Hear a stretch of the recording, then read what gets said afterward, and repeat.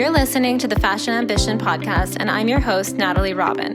The Fashion Ambition Podcast is all about bringing you the tools and strategies to start and scale your business or career in fashion through conversations with industry experts who have been there and done that. Whether you're a startup founder, a new fashion graduate, or a soon-to-be graduate like me, or you just know that a career in fashion is your calling, we have an episode to help you launch. Make sure to keep up with new episodes by following the podcast at The Fashion Ambition on Instagram, where I update you on new episodes every week. You can also find my blog on Instagram at Nomade Mode and online at nomadandmode.net, where I write all about fashion and travel. You can find all of the links to connect with me in the show notes. So with that, let's get into the episode.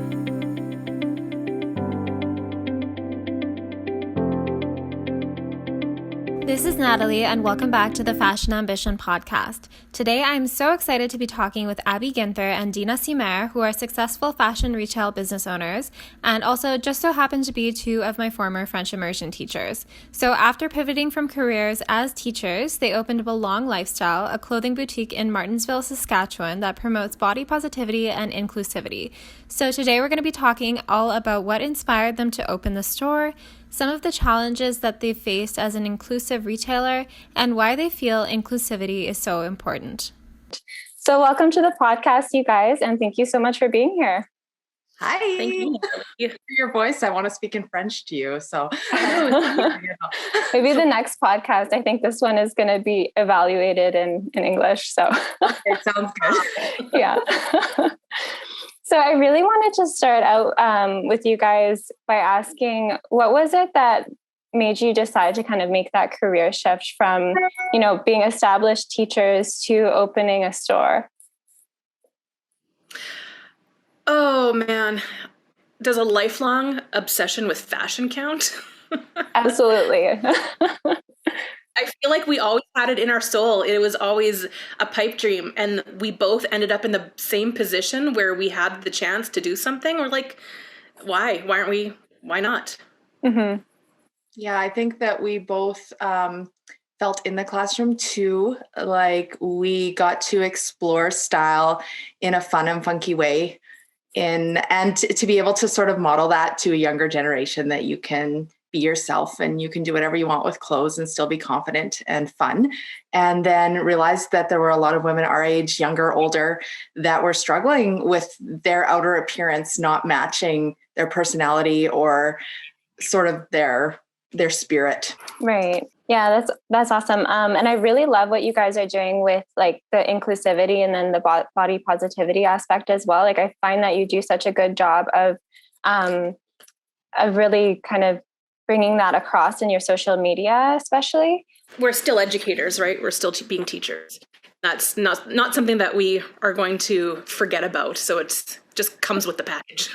Right, for sure. So was that something that you always knew was going to be part of the store? Like when you first opened it, was that like something that was top of mind, or is it more so just something that or more so who you guys are? Yeah, I think that's something that's definitely developed with us. I know when we started, we have very different body types ourselves, the two of us, and we wanted to really promote women feeling beautiful in the skin that they're in today. So that is definitely a core belief that has come into the business with us. And as we grew and started trying to bring in clothes that worked for different body types, we really saw a lack of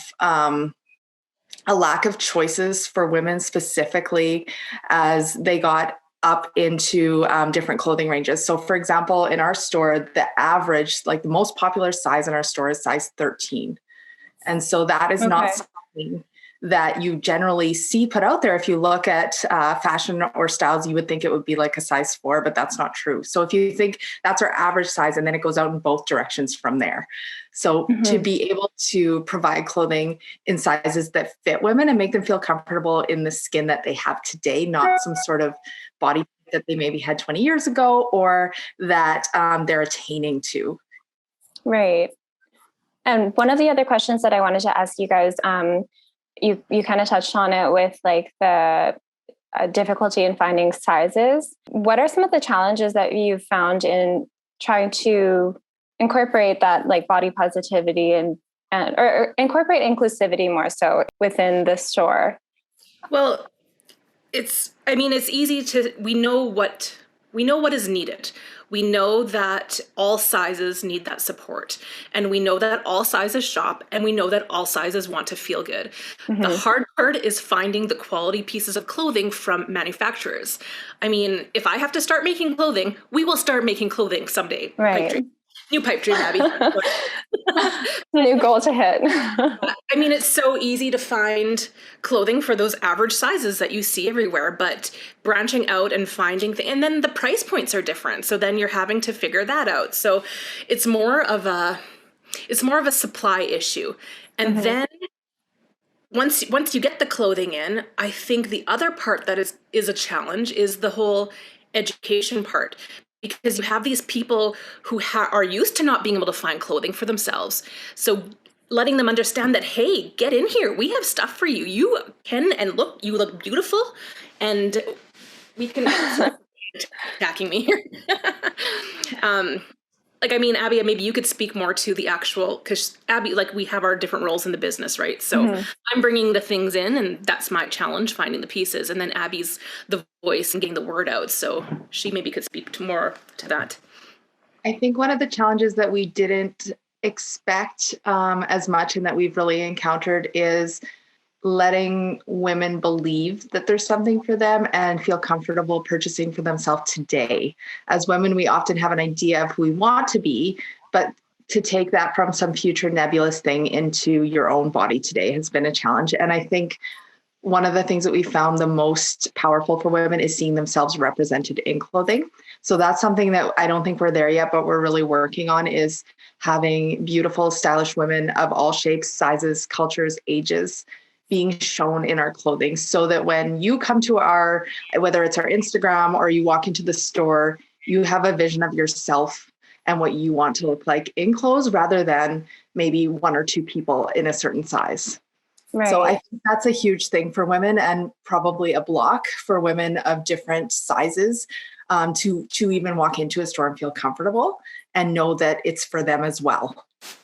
So that's one we're really working on.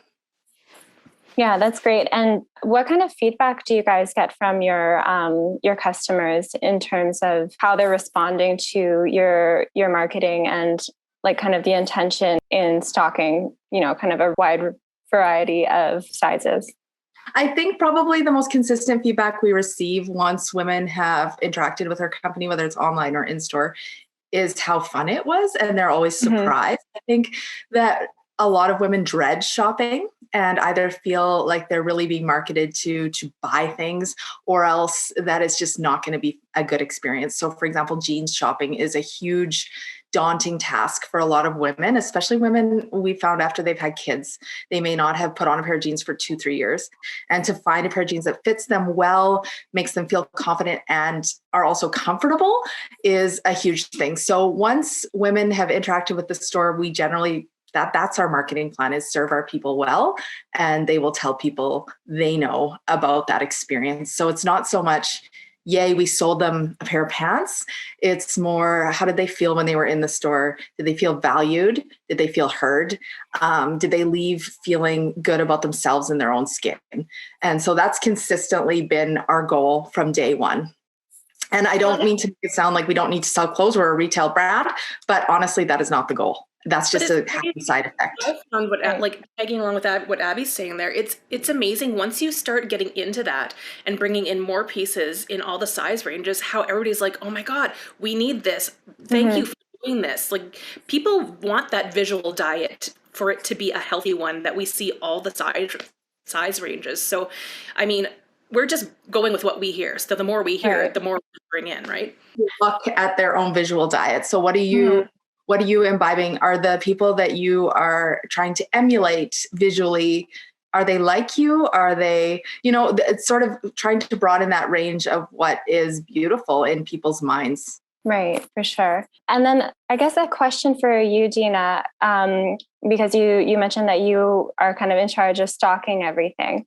Yes, So for somebody who is wanting to start a clothing store and they really want to have that that piece of the puzzle like top of mind to make sure that, you know, they can cater to every kind of body type.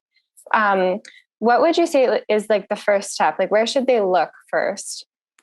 Oh man, I guess it all depends on what type of look that you're going to be curating, right? So, I mean, you can essentially bring anything in. You can bring in that like fast fashion, cheaper stuff, or you can bring in, if you want to support Canadian companies. I mean, I guess I would just figure out that first, what your core values as a buyer are, and then start looking. There's plenty of Canadian retailers. There are some in the States. We work with a warehouse out of Los Angeles. Like, there's stuff everywhere. It's just, I don't know. I would go with first, figure out what you would feel proud representing. Okay.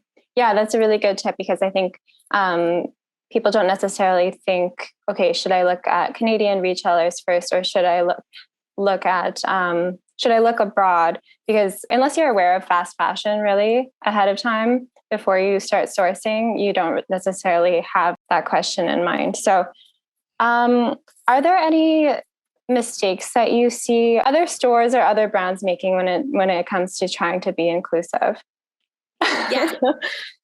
Well, just forgetting about all the sizes. But it's not that. It's the like, and I don't know, maybe it's because Abbie and I were both teachers, and we come from a place of wanting people's, I don't know, their best selves to be present. And we see that through clothing. And I guess maybe we always have, because that's us. But just forgetting that piece, that it isn't just a little piece of clothing that you're buying. It is confidence, and it's that self-awareness. And it's like learning how to dress your body shape. Like, I think retailers are just like, buy my clothes, here you go, bye. And they just forget that whole, I don't know, the person. Like that, right. Like the relationship that you're building with your customers, essentially. Yeah. Yeah. And often we see that a piece of clothing will come in one size or in one size range. And then when you look at the next size range up, it's a considerably different style. And just realizing that women can choose their styles at every size range. That's been a challenge. I think Deena's done a really good job of bringing in current and trendy styles for all bodies, not just perhaps the bodies that retailers think that they should be on. And just changing women's perception around the idea that you have to dress to look a certain way. I think often women who fit in what we typically call the plus size ranges are told to look slimmer. So they are given things that are in dark colors. They are given things that are loose. There's this sort of random, discrimination that happens even with the clothing available to people in certain size ranges. So just basically dismissing that and dressing for yourself. Right. Mm-hmm. So for somebody who this kind of goes on the point of, for someone who's also, you know, wanting to start a store, what are some of the challenges that you guys faced when you were first opening like the physical storefront? We were so many. It was never on our to-do list. It kind of just happened, to be honest with you. So it's been, I feel like, lesson after lesson after lesson. I think coming from an education background, we love people and we like serving people, but we didn't have a strong background in finance and in business. And so for us, it's been a huge learning curve as we develop the skills to run a team of people in a financial way, and then also in a way that works with our core beliefs. So this last year, and then of course, to making the decision to open a storefront right as everything shut down with COVID, and deciding whether that would be something that we go forward with or not. And so I feel like we've had this year to hammer out a lot of those details.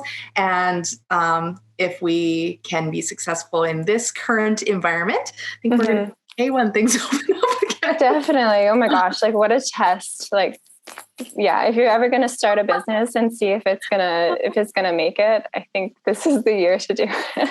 And I think too, we have definitely go with your gut. I think if you're starting a business, go with your gut. We've opened in a small town in which neither of us live. There's a lot of things that perhaps seem different about our business. We offer beautiful clothing at a higher price point, but then we also offer consignment options. So I think there's a lot of things that might seem contradictory to people if they're looking at us from a business standpoint, but they're all things that have served us well in knowing our people and our community. Well, and I think too, one of the biggest things that I've seen with opening the storefront is now it's not just Abbie and I doing things behind the scenes. There's people representing our brand at the storefront. So I think it's essential that you find team members that can emulate what you are trying to get across. You can't just have that person standing at the till saying, welcome to our store, and then ignoring you for the rest of the time, right? They have to be able to represent what our mission is as a brand. Right. And what would you say are some tips for finding people that, share those same values? Hoy, former high school students. They're all brilliant.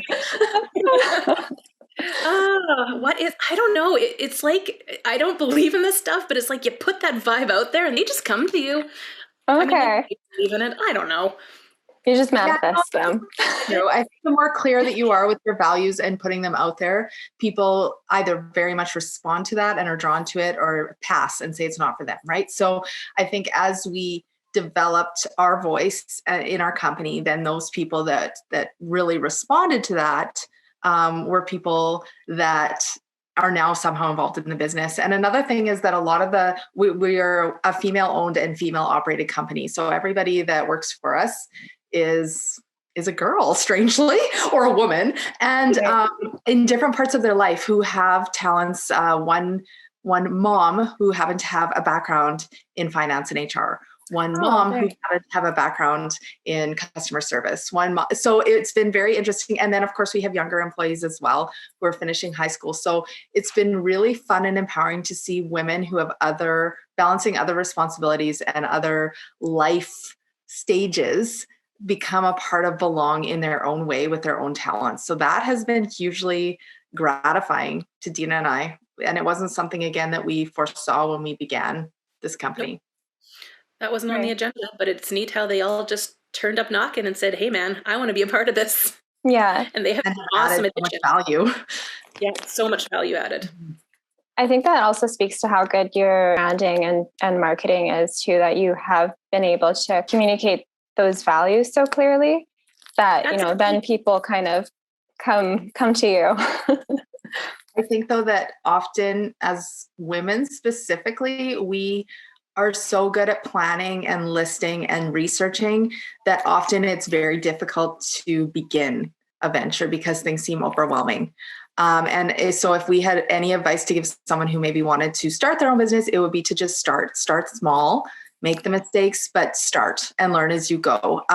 Because all the research in the world, and I mean, we actually had started out our company under a different name, under Salt and Light Lifestyle, and ended up rebranding as Belong. So that's an example of maybe we weren't ready in that sense when we sat down and looked at all of our values and what we wanted to transmit to the world. That changed or developed. And that's okay. And I think it's okay to show as you go and to say, this didn't work, scrap it, let's move on to here. We have so many ideas and things that we wanted to focus on that we have actually had to sit down each month and say, okay, let's bring it back. What do we want to focus on? What can we do well? Because we have, as Deena said, we have so many life goals that just come along and we will do them, but to be able to concentrate on one or two things at a time and continue to grow that. So just start. Yeah, just start.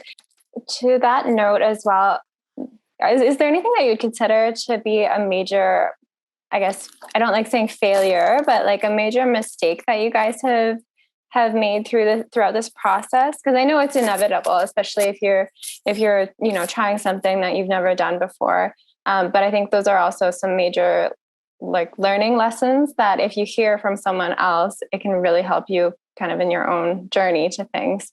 So is there anything? I'm going to say, I don't know if it's been it hasn't had crazy ramifications, but I would just even say with Abbie and I, we're very different people. We have very different strengths.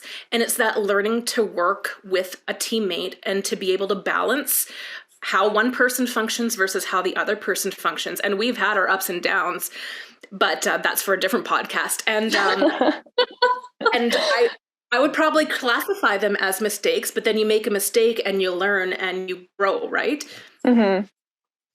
Right. Yeah, definitely balancing personalities. And I think for us, what has probably saved the day, no matter what challenge we're facing, whether it's, oh, we need to count the stock 18 times this week because our system wasn't working, or whether it's communications, it's really sitting down together and listening to each other and figuring out what we value as a team and how we value each other moving forward. So yes, there's been tons of bumps in the road because we are constantly learning. Mm-hmm. And as partners too, we both have to sit down and look at, okay, what is our vision? What does your role look like? What does my role look like? How do we enact that? We have to sit down and say, sorry, I messed this up. That sort of thing. Generally that's me. Deena is on all of the time. She's messed up like twice, I think. So that makes the rest of us feel better. But I don't think we've had a huge failure because of the mission that we've set out clearly to be. So definitely we have problems. I mean, as an example, this in January, which was a busy month, we sent out a package with one shoe in it. I mean, not us personally, but like our team. So that's an issue. So there's always things that we need to work on ongoing, but I think having a sense of humor and also just being humble and realizing that we're growing and learning at the same time, it has been really beneficial. Mm-hmm. And you know what? Let's make mistakes. That's okay. Mm-hmm. It's that for me, the important part is that willingness to learn from them. It's not a, oh man, I did something, I'm the worst person in the world attitude. It's a, I messed up. How can I make this better? How can I learn from it? And if we can face all our challenges and all our mistakes and failures like that, then I don't see them as failures. They are learning lessons that we're taking with us. Right, yeah. Definitely. And that's just kind of part of any process, right? There's gonna be things that go really smoothly, and there's gonna be things that that really don't. And part of it is letting go of like the idea that things need to be perfect as well. I think is probably really important.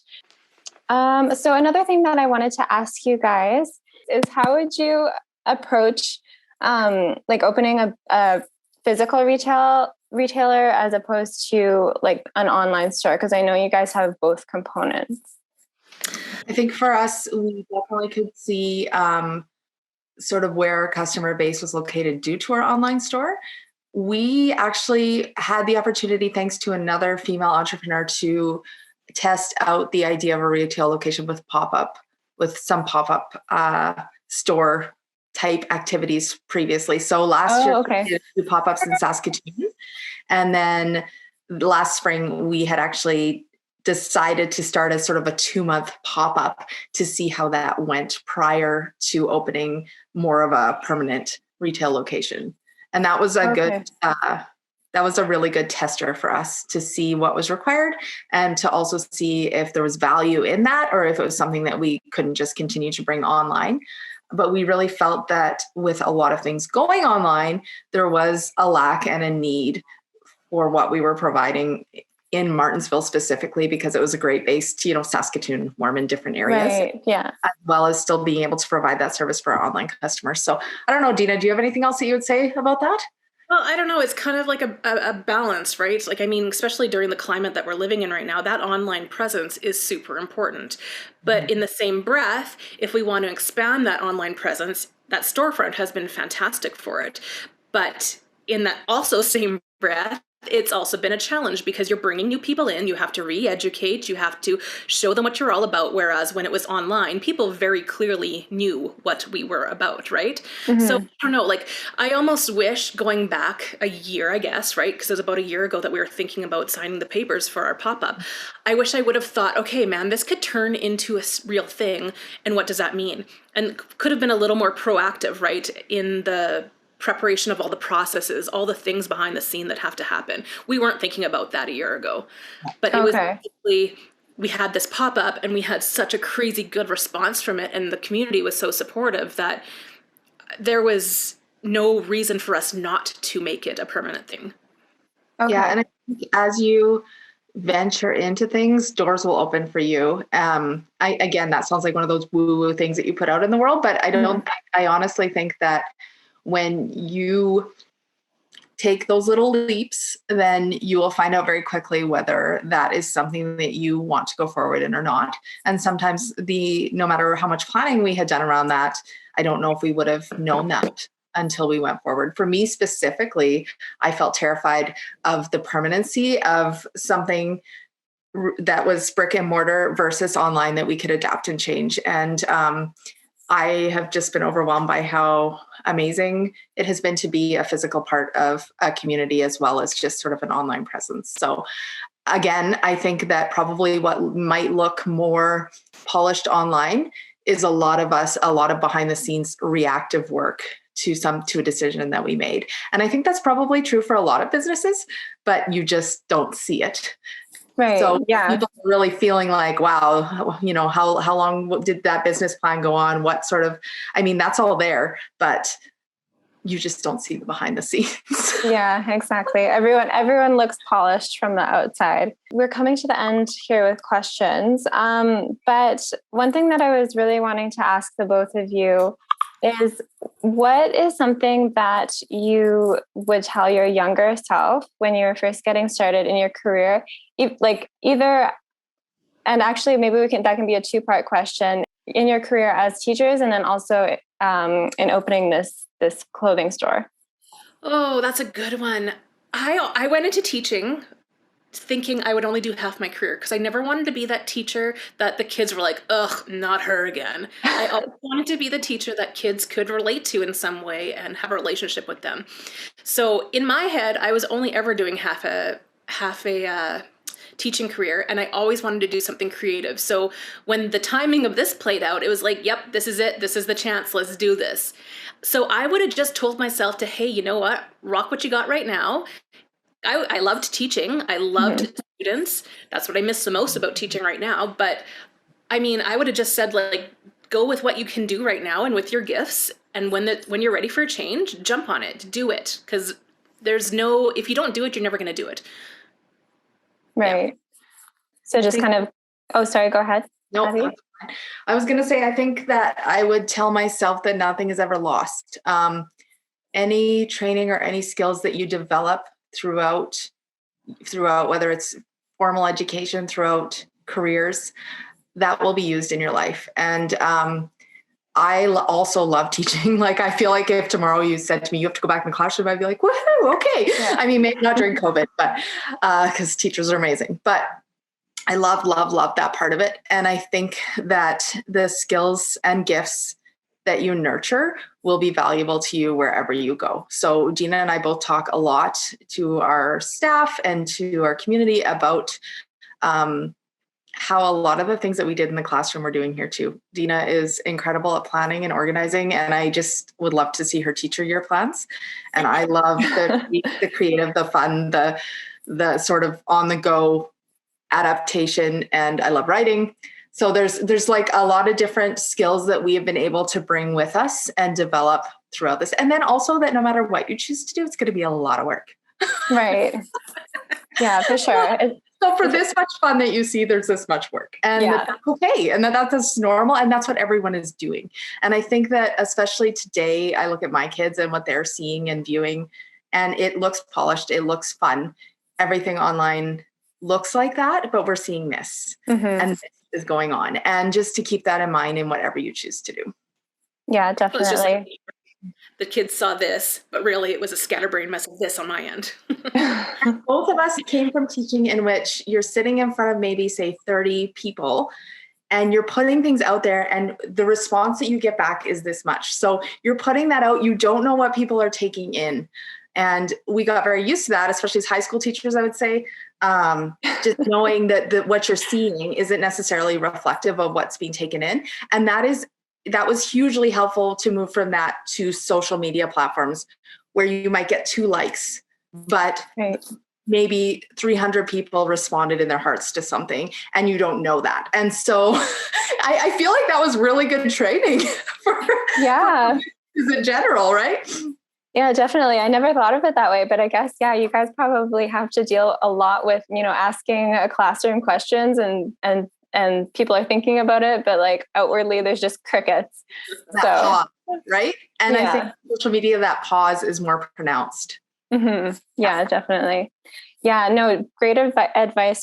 But I want to thank you guys for spending this time with me. This was great. And it was really nice to get to see you guys again and catch up. And I feel like I should be calling you guys Madame, and speaking French. But yeah, thank you so much for doing this. And glad to see you doing homework, Natalie. This is fantastic. I know. I was telling Abbie earlier that you guys are like, you got me through elementary and she got me through high school, and now it's come full circle and we're getting me through university. So I think one beautiful thing about seeing other women succeed is that there's always women out there who will cheer for you and who will come alongside you. And for us, we found that to be very true. We've had just too many mentors to count, and just being willing to shoulder tap other women and say, like, what did you do here? Can you help me with this? What would you do? I mean, those doors are always open from us. And I know that there's a wonderful, wonderful community of women specifically in Saskatchewan who are excited to see other women succeed. So if we had one advice, it's make connections and don't be afraid to ask for help. Thank you so much for tuning into the Fashion Ambition podcast. If you'd like to check out Belong Lifestyle, you can connect with Abbie and Deena at Belong Lifestyle on Instagram, as well as on their website at thebelonglifestyle.com. You can also find the link in the show notes. If you liked this episode, make sure to leave a review, and if you got any great takeaways, I'd love to hear your feedback. If you want to connect with me, you can find me on Instagram at Nomade Mode, and follow the podcast page at The Fashion Ambition to be updated whenever there's a new episode. I know that I always learn so much from each of the guests on the podcast, and I would love to know what stood out most to you. So feel free to tag me on Instagram with a screenshot of this episode and let me know what you learned. Thanks again, and see you in the next episode of The Fashion Ambition.